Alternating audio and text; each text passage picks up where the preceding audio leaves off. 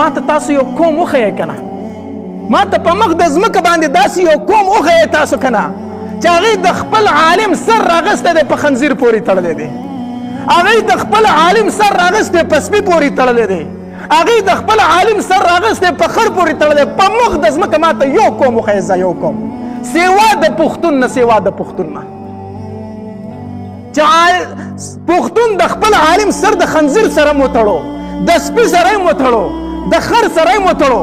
وګوره نو په مخ د ځمکه د ټولو نه ذلیل ژوند چې تېروي هغه پښتانه تېروي.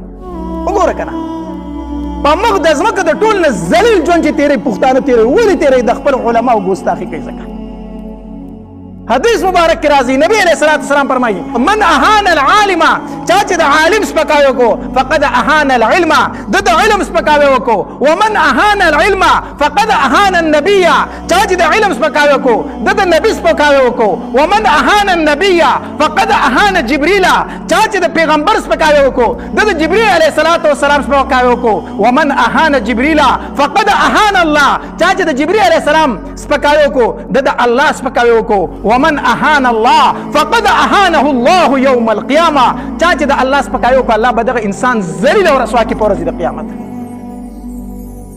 الله به ضرور ذلیل کوي، الله به ضرور ذلیل کوي.